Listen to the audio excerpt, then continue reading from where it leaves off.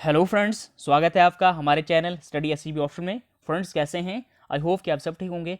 तो फ्रेंड्स आज हमारा जो टॉपिक है वो है formation of the Indian constitution. जैसे कि आपको मालूम है कॉन्स्टिट्यूशन ऑफ इंडिया जो है आपके सिलेबस में अकाउंट्स के सिलेबस में है। तो आज मैं फॉर्मेशन ऑफ इंडियन कॉन्स्टिट्यूशन में historical background of Indian constitution के बारे में आपको बताऊंगा। तो फ्रेंड्स मैं आज इस टॉपिक को इस तरह से डेप्थ में बताऊंगा ताकि एग्जाम्स में जो है हर ऑब्जेक्टिव्स आपको यहाँ से कवर हो जाएं। तो friends formation of Indian constitution में मैं आज जो पहला टॉपिक जो लाया हूँ वो है historical background of Indian constitution. तो फ्रेंड्स यानी कि किस तरह से इंडिया में जो है ब्रिटिशर आए और फिर किस तरह से उन्हें रूल किया और फिर किस तरह से हमारी कॉन्स्टिट्यूशन पे इम्पैक्ट हुआ और फिर किस तरह से हमारा जो है कॉन्स्टिट्यूशन जो है निकला। तो फ्रेंड्स बिना टाइम वेस्ट किए हुए हम आज के टॉपिक को स्टार्ट करते हैं। तो सबसे पहले फ्रेंड्स क्या होता है, ब्रिटिशर जो है इंडिया में 1600 एडी में जो है ट्रेड्स करने आते हैं, यहाँ पे एज ए ट्रेडर्स आते हैं in the form of East India company. यानी कि ईस्ट इंडिया कंपनी की फॉर्म में 1600 एडी में जो ब्रिटिशर इंडिया में आते हैं तजारत की गर्ज से आते हैं। ईस्ट इंडिया कंपनी क्यों कहा जाता है फ्रेंड्स? क्योंकि वो यूरोप से यानी कि वो यूरोप से ईस्ट की तरफ इंडिया आए, इंडिया की तरफ आए, इसलिए इसे ईस्ट इंडिया कंपनी कहा जाता है। फ्रेंड्स उन्हें जो थे यहाँ पे कुछ जो है कुछ राइट थे, एक्सक्लूसिव राइट्स थे ट्रेडिंग के, जिन्हें क्वीन एलिजाबेथ फर्स्ट ने जो है कुछ चार्टर के तहत जो है इन्हें प्रोवाइड किए गए थे। तो फ्रेंड्स यहाँ पे वो क्या होते हैं, ट्रेड की गर्ज से यहाँ पे कुछ राइट्स थे ट्रेड के यहाँ पे आते हैं। तो 1765 तक उन्हें क्या थे, यानी कि इन 1675 में क्या होता है, उनको कुछ राइट दिए जाते हैं, दीवानी राइट, यानी कि वो उनको तो यहाँ पे ट्रेडिंग की यानी कि उनको ट्रेड्स के राइट थे, तजारत के राइट थे। तो 1675 में क्या होता है, उनको कुछ दीवानी राइट दिए जाते हैं, यानी कि दीवानी राइट मिलते हैं।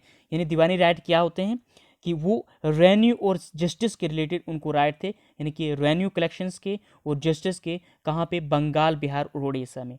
यानी कि अब पहले क्या हुआ करता, वो टैक्स दिया करते थे लेकिन अब उनको राइट, जस्टिस और रेवेन्यू के मिले, यानी कि अब वो इन स्टेटों से यानी कि रेवेन्यू जो है कलेक्ट करते थे टैक्स की फॉर्म में। तो फ्रेंड्स अब क्या होता है, जब इनको ये पावर्स मिली, इनको जब राइट मिले, तो वो अपने आप को फ्रेंड्स टेरिटोरियल पावर की शक्ल में अपने आप को देखने लगे फ्रेंड्स, जो ब्रिटिशर थे यानी ईस्ट इंडिया कंपनी थी। तो फ्रेंड्स अब यहाँ पे क्या होता है फ्रेंड्स, अब 1858 में यानी कि in the wake of sepoy of mutiny, यानी कि जब इसको कहा जाता है 1857 की बगावत, जिसे सिपॉय ऑफ म्यूटिनी भी कहा जाता है फ्रेंड्स। तो क्या होता है 1858 में क्या होता है, जो ब्रिटिश क्रोन थे उन्होंने जो है जो अपनी जो रिस्पॉन्सिबिलिटी ली, अपने अपने रिस्पॉन्सिबिलिटी जो इंडिया में गवर्नेंस की, यानी कि अब यानी कि यहाँ से साफ ज़ाहिर होता है यहाँ पे क्या हुआ कि पहले तो यहाँ पे कंपनी जो है रूल करने लगी और फिर इनडायरेक्ट में यहाँ तो ब्रिटिशर का रूल था, मतलब कि इनडायरेक्ट में ब्रिटिशर थे, कंपनी को उन्हें भेजा था। लेकिन अब जो है 1858 में जो थे ब्रिटिशर डायरेक्ट जो है यहाँ पे हुकूमत करने लगे, कहाँ पे, इंडिया में हुकूमत करने लगे, अपना जो है हुकूमत करने लगे इंडिया में। यानी कि 1858 में क्या था, वाइसराय था। उससे पहले क्या था फ्रेंड्स, उससे पहले गवर्नर जनरल था बंगाल, फिर गवर्नर जनरल ऑफ इंडिया, उसके बाद फिर 1858 में यानी कि 56 से 1856 से लेके 62 तक जो था पहला जो था वाइसरॉय ऑफ इंडिया आया। तो फ्रेंड्स यहाँ पे जो ब्रिटिशर्स का जो है यहाँ पे कंट्रोल, यहाँ पे उनकी हुकूमत समझ लो इंडिया में आने लगी। तो फ्रेंड्स उसके बाद क्या होता है, ये रूल कहाँ तक रहने लगा, इनकी हुकूमत कहाँ तक चलने लगी, टिल इंडिपेंडेंस, यानी कि 1947 तक, यानी कि 15 अगस्त 1947 तक, टिल यानी कि 47 तक, जब तक हिंदुस्तान आज़ाद नहीं हुआ। यानी कि यहाँ से कह सकते हैं 1765 से लेकर 1947 तक इनका यहाँ पे हुकूमत रही, ब्रिटिश यहाँ पे उनका डोमिनेंस, यहाँ पे कब्जा रहा, यहाँ पे हुकूमत रही उनकी, यानी कि यहाँ पे कंट्रोल करने लगे हिंदुस्तान में। आए थे यहाँ पे किस तरह से, ट्रेड की गर्ज से आए थे, यानी कि तजारत की गर्ज से आए थे। तो फ्रेंड्स अब क्या होता है, जब हिंदुस्तान आज़ाद होता है फ्रेंड्स, इंडिया ने जब आज़ादी हासिल की, तो फिर क्या होता है फ्रेंड्स, आज़ादी के साथ साथ कि कॉन्स्टिट्यूशन की ज़रूरत पड़ी हिंदुस्तान में, सोचा कि यहाँ पे यानी कि कॉन्स्टिट्यूशन की जरूरत पड़ी। With independence came the need of constitution, Hindustan में कॉन्स्टिट्यूशन की जरूरत पड़ी। और इसी असना में एमन रॉय ने सबसे पहले जो कम्युनिस्ट मूवमेंट इंडिया के जो पॉइनर थे, यानी कि कम्युनिस्ट मूवमेंट जो इंडिया के इसके जो पॉइनर थे एम एन रॉय, इन्होंने सूचन किया कि 1934 में, यानी कि क्या होता है फ्रेंड्स, एम एन रॉय थे जो इन्होंने इसी असना में 1934 में 1934 ईस्वी में क्या हुआ, जो कि कम्युनिस्ट मूवमेंट इंडिया थे इसके पॉइनर थे, उन्होंने सजेस्ट किया कि कॉन्स्टिट्यूशन होना चाहिए, कॉन्स्टिट्यूशन बनना चाहिए, कॉन्स्टिट्यूशन होना चाहिए कंट्री के अंदर। और इसी असना में 1946 में जो है कॉन्स्टिट्यूंट असेंबली बनती है फ्रेंड्स, यानी कि इसी पर्पज़ के लिए कॉन्स्टिट्यूंट असेंबली जो है 1946 में बनती है, जिसके तहत जो है हमारा कॉन्स्टिट्यूशन बनता है। तो फ्रेंड्स क्या होता है इसके बाद, यानी कि ये मैं थोड़ा इंट्रोड्यूस बता रहा हूँ, इंट्रोडक्शन बता रहा हूँ आपको किस तरह से इसका हिस्टोरिकल बैकग्राउंड रहा है। आगे में जो फॉर्मेशन बताऊंगा तो उसमें मैं बताऊंगा किस तरह से कॉन्स्टिट्यूशन बनता है। तो फ्रेंड्स उसके बाद क्या होता है फ्रेंड्स, हमारा जो कॉन्स्टिट्यूशन है असली जो इम्प्लीमेंट कब से हुआ, जो हमारा कॉन्स्टिट्यूशन का आगाज़ कब से हुआ फ्रेंड्स, 26 जनवरी 1950, यानी 26 जनवरी 1950 ईस्वी से हमारा कॉन्स्टिट्यूशन जो है आगाज़ हुआ हमारे कॉन्स्टिट्यूशन का। तो फ्रेंड्स अब जो इसके जो है नेक्स्ट जो पॉइंट आता है हमारा कि various feature of the Indian constitution and polity have their roots in British rule. Friends क्या होता है कि जो इंडियन कॉन्स्टिट्यूशन और पॉलिटी है इसमें जो ब्रिटिशर ने रूल किया था इसके रूट्स हैं फ्रेंड्स, इंडियन कॉन्स्टिट्यूशन और पॉलिटी में जो ब्रिटिश ने रूल किया था हमारी कंट्री में इसके रूट्स हैं। तो फ्रेंड्स इसमें जो है 2 पार्ट्स में इसको मैंने डिवाइड किया है, यानी कि इस टॉपिक को, यानी कि पहला जो टॉपिक में आज मैं बताऊंगा, यानी जो कंपनी रूल था इंडिया में, जो कंपनी के रूल, कंपनी के तौर पर उन्हें रूल किया 1773 से 1858 तक, इसको मैं कंपनी, मतलब इसको कंपनी रूल कहा जाता है फ्रेंड्स। आज मैं यहाँ तक बताऊंगा आपको फ्रेंड्स। और नेक्स्ट जो है क्रोन रूल, यानी क्रोनल जो ब्रिटिशर का डायरेक्ट रूल था 1858 से 1947 तक, टिल इंडिपेंडेंस तक। तो फ्रेंड्स मैं आज आपको बताऊंगा यानी कंपनी रूल कब से कब तक था, यानी कि 1773 से लेकर 1773 से लेकर 1858 तक, 1858 तक जो कंपनी का रूल था, और फिर 1858 से लेकर 1947 तक क्रोन यानी ब्रिटिश रूल था। तो आज मैं बताऊंगा कंपनी रूल के बारे में, किस तरह से यहाँ वो कंपनी ने रूल किया और फिर किस तरह से यहाँ आए। तो फ्रेंड्स सबसे पहले हम देखते हैं फ्रेंड्स, सबसे पहले यहाँ पे क्या होता है, जो कंपनी रूल यानी कि कंपनी रूल में जो 1773 से 1858 की तक रही, सबसे कंपनी रूल में सबसे पहले कौन सा क्या होता है फ्रेंड्स, रेगुलेटिंग एक्ट 1773 आता है फ्रेंड्स, रेगुलेटिंग एक्ट ऑफ 1773। तो फ्रेंड्स ये एक्ट जो है, this act is of the great constitution importance, इस एक्ट की कॉन्स्टिट्यूशन की बहुत ज़्यादा इंपॉर्टेंस है। क्यों है फ्रेंड्स, क्योंकि फ्रेंड्स क्या होता है, it was the first step taken by the British government to control and regulate affairs of the East India Company India। तो फ्रेंड्स इसको कंस्टिट्यूशन इंपॉर्टेंस क्यों है, क्योंकि ये फर्स्ट स्टेप था फ्रेंड्स, ये फर्स्ट स्टेप था जो ब्रिटिश गवर्नमेंट ने लिया कि जो कंपनी ईस्ट इंडिया कंपनी थी उसको कंट्रोल और इसको अफेयर्स को रेगुलेट करना, यानी कि to control and regulate the affairs of the eastern, यानी कि ईस्ट इंडिया कंपनी के को जो है इसको क्या करना, इसको कंट्रोल और रेगुलेट करना, इसका फर्स्ट स्टेप था किसका था, ब्रिटिश, यानी कि इस रेगुलेटरी एक्ट में क्या होता है कि जो फर्स्ट स्टेप था ब्रिटिश गवर्नमेंट ने लिया था कि जो ईस्ट इंडिया कंपनी इसको रेगुलेट और कंट्रोल करना फ्रेंड्स, यानी कि इस रेगुलेटिंग एक्ट जो 1773 है फ्रेंड्स। तो फ्रेंड्स नेक्स्ट इसमें क्या होता है, it recognised for the first time the political and administration function of the companies.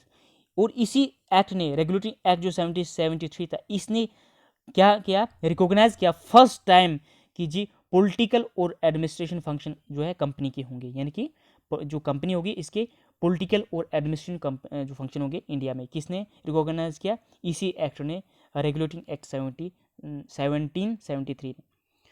और फ्रेंड्स क्या होता है, इसी एक्ट ने it laid foundation of the central administration India, central administration India में भी इसी जो है एक्ट ने जो है फाउंडेशन, इसकी बुनियाद डाली कि नहीं, सेंट्रल एडमिनिस्ट्रेशन एक्ट जो सेंट्रल एडमिनिस्ट्रेशन की जो फाउंडेशन किसने डाली थी फ्रेंड्स, इसी एक्ट के तहत हुई थी फ्रेंड्स, यानी कि रेवोल्यूशन एक्ट 1773 फ्रेंड्स।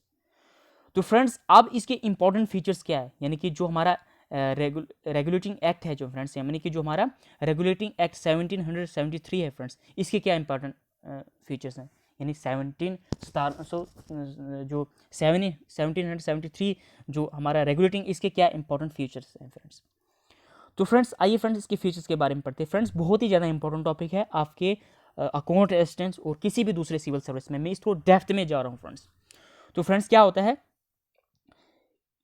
इस it designated the governor of Bengal as, इसमें क्या होता है, इसने क्या किया, गवर्नर ऑफ बंगाल को गवर्नर जनरल ऑफ बंगाल जो है इसको क्रिएट किया, मतलब इसको डेजिग्नेशन दिया, यानी जो गवर्नर जनरल ऑफ बंगाल था इसको किस तरह से इसको डेजिग्नेट दिया, किसके तौर पे, governor general of Bengal, and created an executive councils of 4 members, और 4 मेंबर्स की एग्जीक्यूटिव काउंसिल जो बनाई, जो असिस्ट करेगी इस गवर्नर जनरल ऑफ बंगाल को। और first governor general of Bengal कौन थे फ्रेंड्स, याद रखना, वारन हेस्टिंग्स।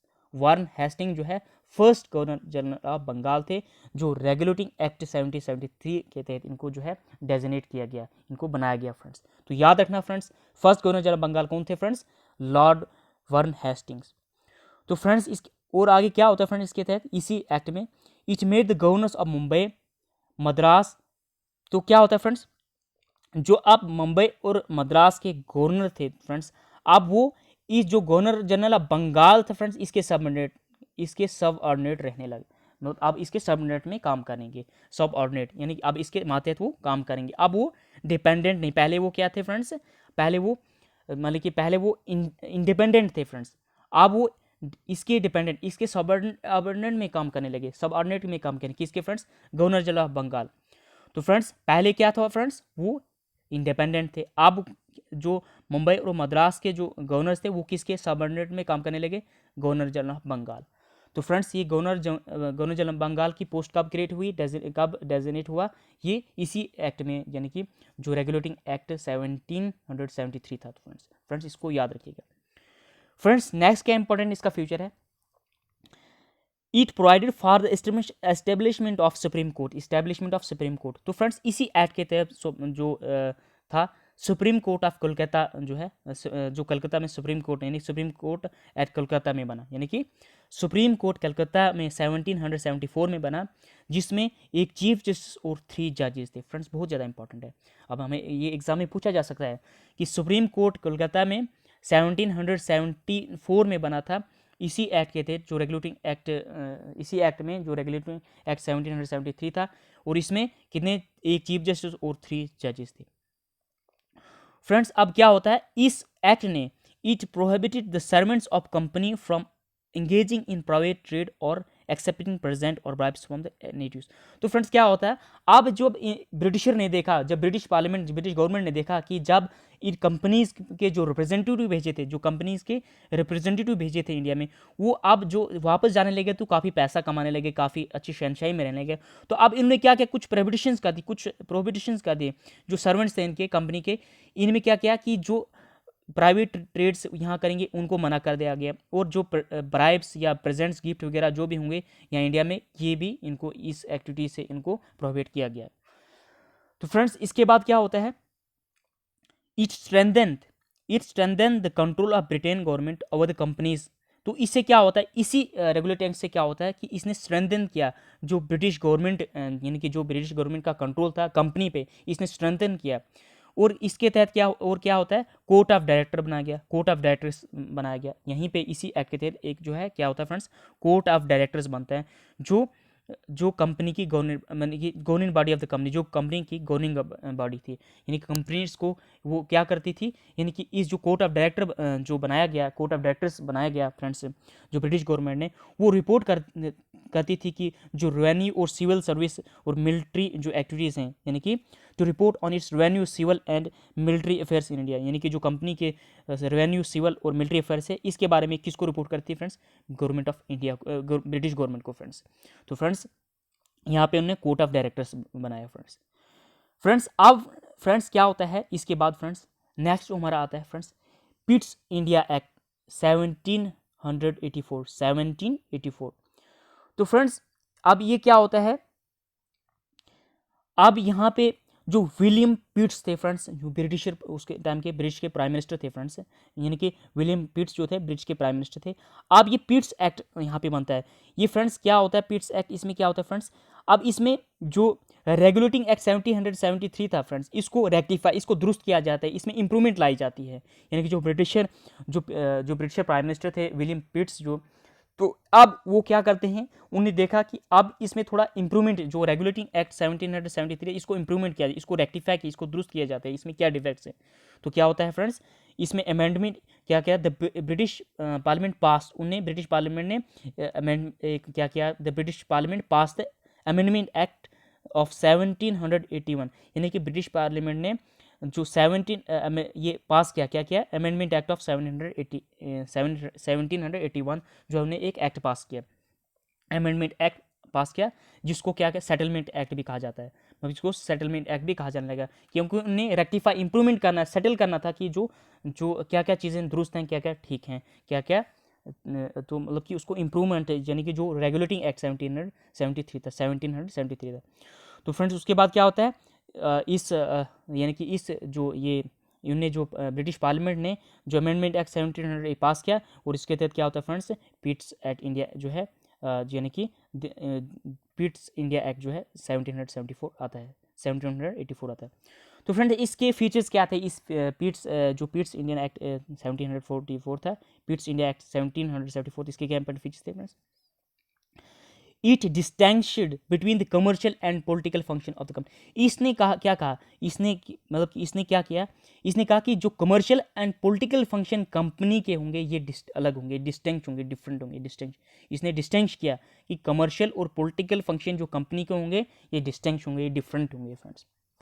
और इसने क्या किया फ्रेंड्स, इस एक्ट में क्या होता है, each allowed court of directors to manage. अब यहाँ पे क्या होता है फ्रेंड्स, यहाँ पे इंपॉर्टेंट बात है, इसने कोर्ट ऑफ डायरेक्टर्स को अलो किया, यहाँ पे याद रखिएगा फ्रेंड्स, इसने कोर्ट ऑफ डायरेक्टर को अलो किया कि वो क्या करेगी, कमर्शियल कंपनी के जो कमर्शियल अफेयर्स है इसको मैनेज करेंगे फ्रेंड्स, क्या करेंगे फ्रेंड्स, यानी कि इस एक्ट के तहत क्या होता है, पिट्स एक्ट जो 1784 जो पिट एक्ट है, इसमें क्या होता है, इसमें पहले तो फीचर इसका ये है कि इसने क्या किया, कमर्शियल और पॉलिटिकल फंक्शन कंपनी के डिस्टिंक्ट होगा, और इसने अलो किया जो कोर्ट ऑफ डायरेक्टर्स जो इसने जो बनाया था, इसमें इसने अलो किया जो कमर्शियल अफेयर्स होंगे, कंपनी के कमर्शियल अफेयर्स को वो कौन मैनेज करेगा फ्रेंड्स, कोर्ट ऑफ डायरेक्टर करेगा। और नेक्स्ट इसने बोर्ड ऑफ कंट्रोल बनाया, बोर्ड ऑफ कंट्रोल का क्या काम था, ये पॉलिटिकल अफेयर्स मैनेज करेगी, जो कोर्ट ऑफ डायरेक्टर्स था वो कमर्शियल अफेयर्स कंपनी के मैनेज करेगी, और जो पॉलिटिकल अफेयर्स कौन मैनेज करेगा, बोर्ड ऑफ कंट्रोल करेगा फ्रेंड्स। तो इसलिए इसको क्या कहा जाने लगा, thus it establish a system of double government.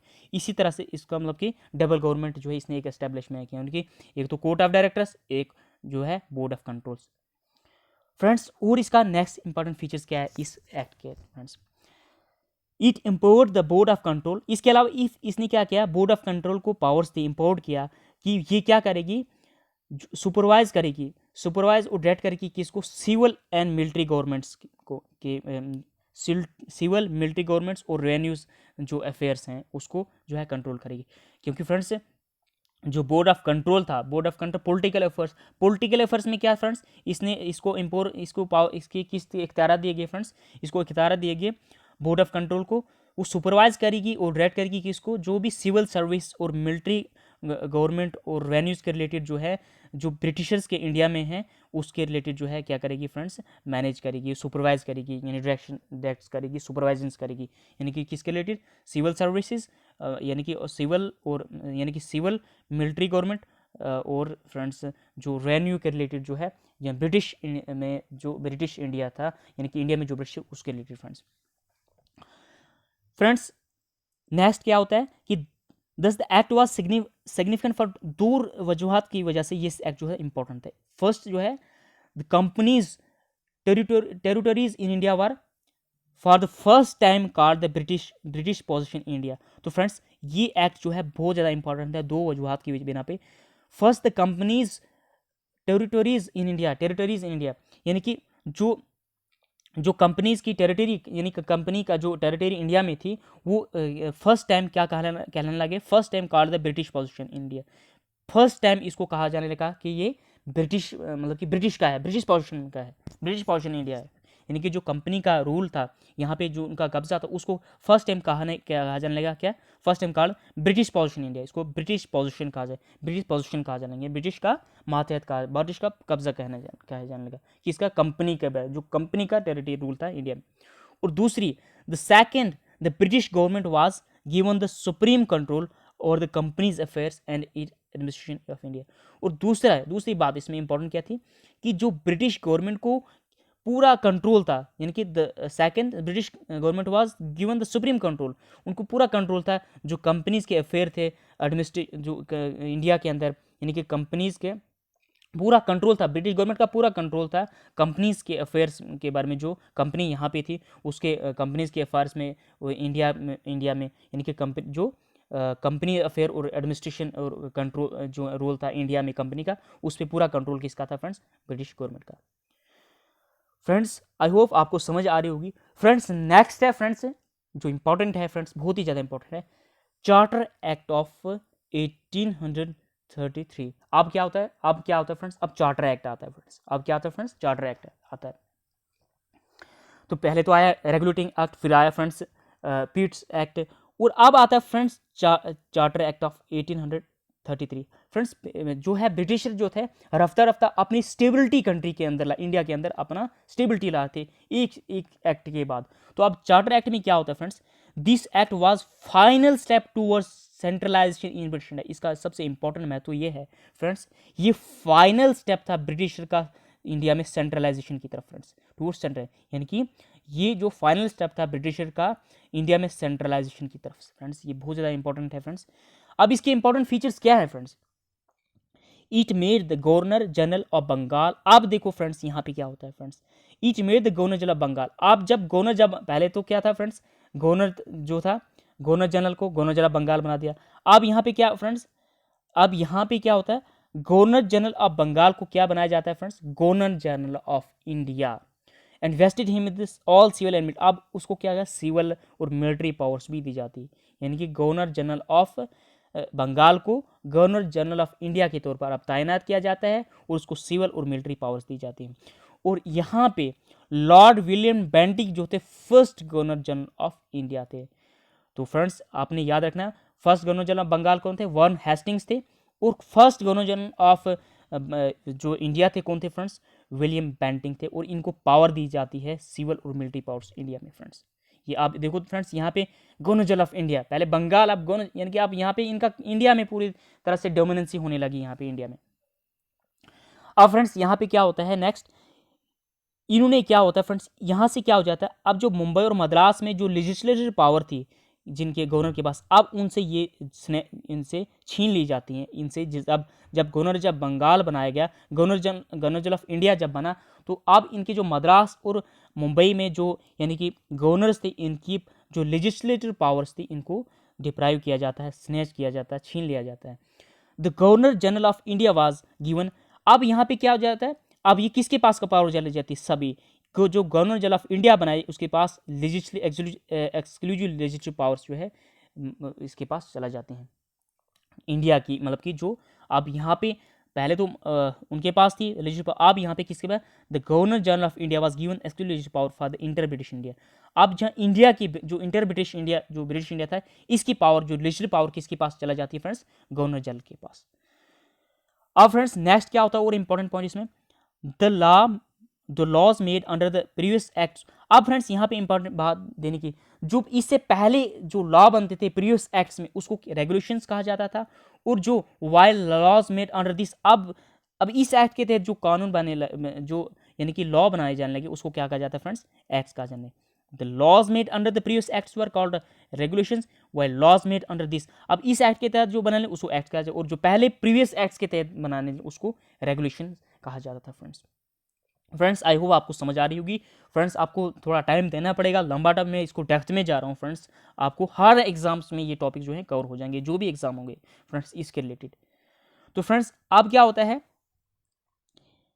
It ended the activity of East India company as commercial body. Friends क्या होता है, अब यहाँ पे क्या होता है, अब इस एक्ट के तहत क्या होता है फ्रेंड्स, यानी कि जो अब ये चार्टर एक्ट क्या होता है, अब चार्टर एक्ट के तहत अब क्या होता है फ्रेंड्स, इसने क्या किया, ईस्ट इंडिया कंपनी को जो कमर्शियल बॉडी थे, एज अ कमर्शियल बॉडी थी, इसको एंड किया और आज ये जो है अब एडमिनिस्ट्रेशन बॉडी के तौर पे आने लगी यहाँ पे फ्रेंड्स।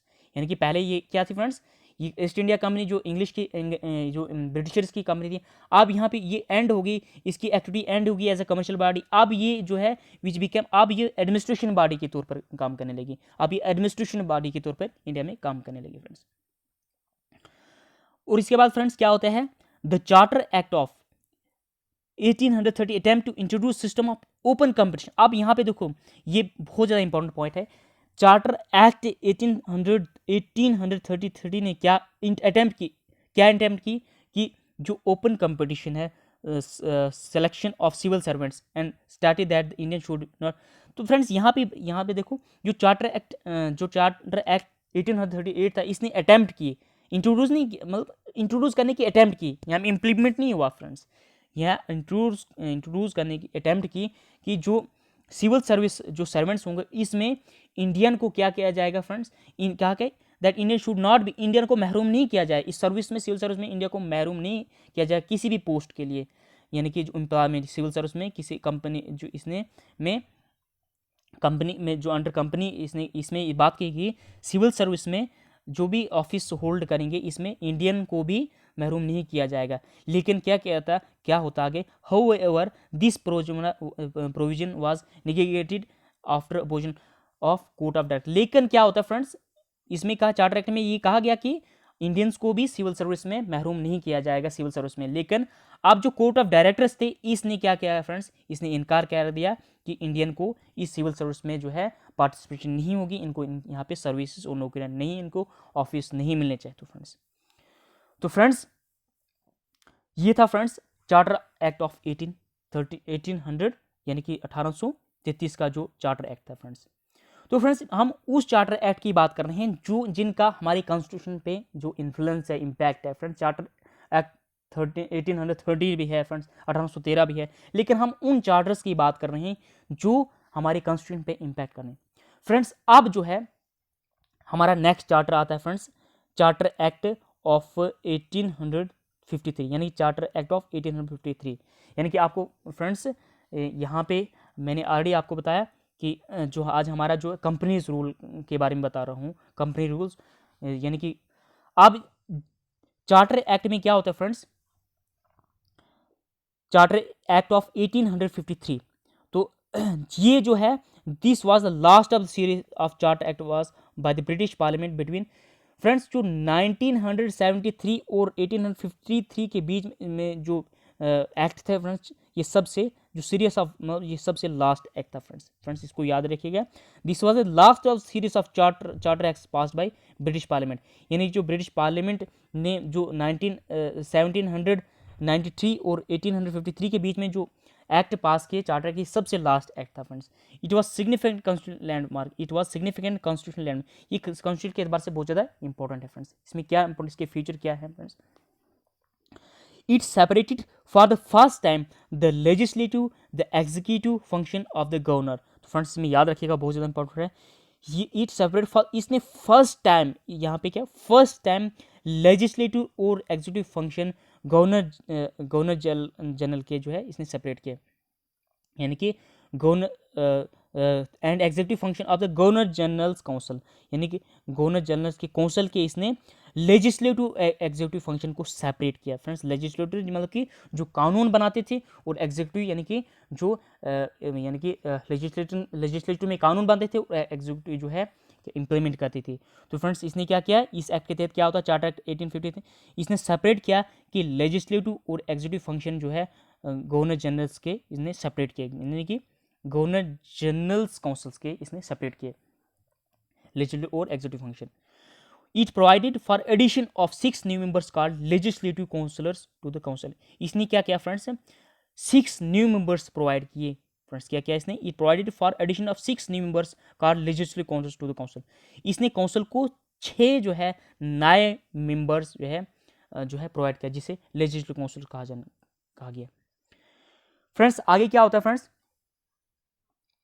इस लेजिस्लेटिव को क्या कहा जाने लगा फ्रेंड्स, इस काउंसिल को क्या कहा जाने लगा फ्रेंड्स, इसको इंडियन लेजिस्लेटिव काउंसिल भी कहा जाने लगा फ्रेंड्स। इसको इंडियन लेजिस्लेटिव काउंसिल भी कहा जाने लगा।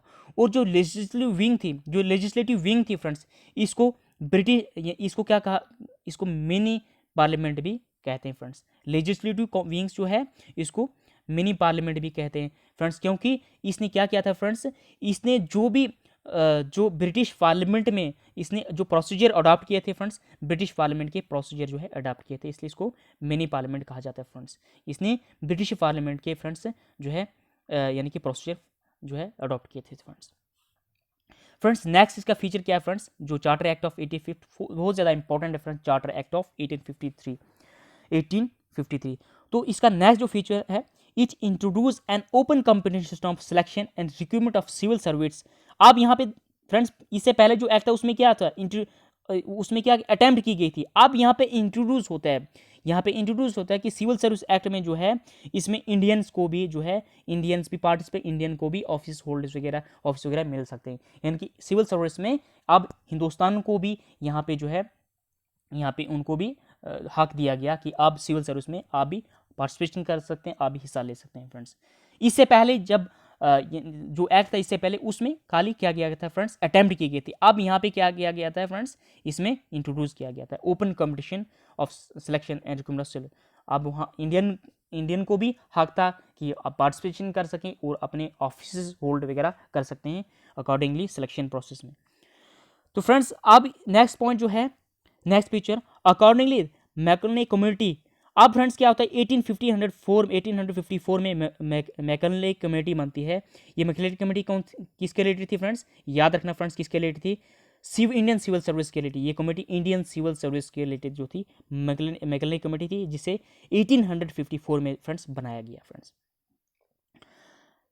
It extended the company rules and allowed in to retain the position of India's territories on trust for British crown। अब फ्रेंड्स इस एक्ट के तहत क्या होता है फ्रेंड्स, यानी कि जो हमारा ये चार्टर एक्ट 1853 इसके तहत क्या होता है, इसने क्या कहा कि इंडिया में जो है इंडिया कंपनी का रूल उसने एक्सटेंड किया यहाँ पे इंडिया में। लेकिन फ्रेंड्स इसमें एक और इम्पॉर्टेंट बात थी फ्रेंड्स, इसने तो कंपनी के रूल को एक्सटेंड किया, लेकिन इसने स्पेसिफिक पीरियड टाइम नहीं किया कि कितने टाइम तक, कब। जैसे यहाँ पहले जो थे कंपनी चार्टर एक्ट बताया गया, यहाँ 1853 में तक रहेगा, 1850 यानी कि टाइम पीरियड मेंशन किया गया। लेकिन यहाँ पे इसने कहा कि कंपनी एक्सटेंड रूल करेगी, लेकिन पीरियड नहीं यहाँ पे स्पेसिफिक पार्टिकुलर पीरियड टाइम नहीं मेंशन कब तक जो है रहेगी, यानी कि कंपनी का रूल कब तक रहेगा।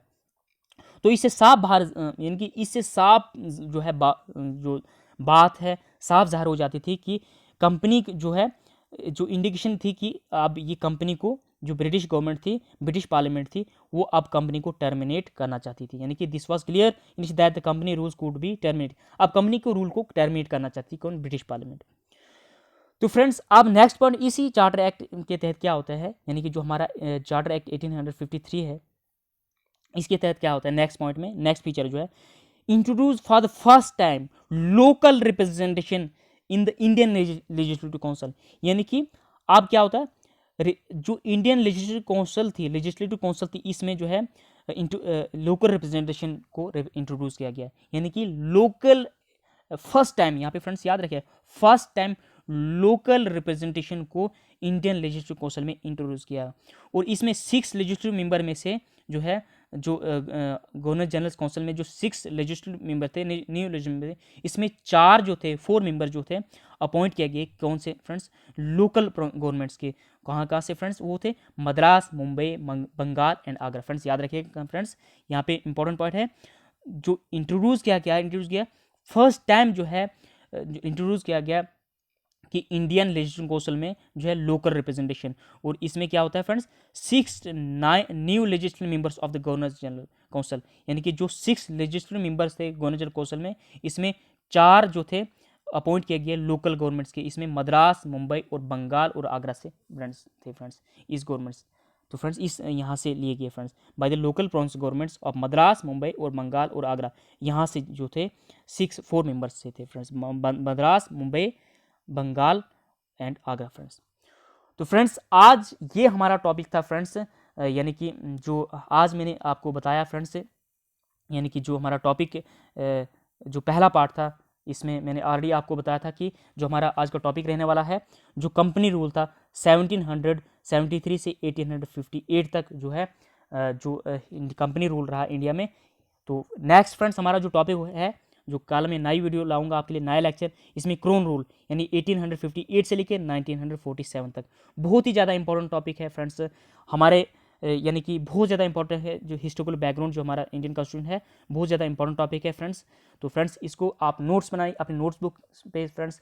तो नेक्स्ट जो हमारा नया टॉपिक होगा कल होगा, जो 1858 से लेकर 1947 तक है, जो ब्रिटिश रूल जो ने यहाँ पे हिंदुस्तान में किया। तो फ्रेंड्स इसी तरह हमारे चैनल, अगर आपकी कोई भी क्यूरीज हो फ्रेंड्स, कमेंट बॉक्स में ज़रूर लिखिएगा फ्रेंड्स। तो हमारे चैनल स्टडी SB ऑफिशियल को सब्सक्राइब कीजिए और बेल आइकन पे क्लिक कीजिए फ्रेंड्स। कोई भी अगर आपकी क्यूरीज हो तो कमेंट्स बॉक्स में लिखिए फ्रेंड्स। अगर वीडियो अच्छी लगी लाइक करना और शेयर करना बिल्कुल ना भूलिएगा फ्रेंड्स। मिलते हैं नई वीडियो में नए लेक्चर के साथ, तब तक के लिए बाय, अल्लाह हाफिज़।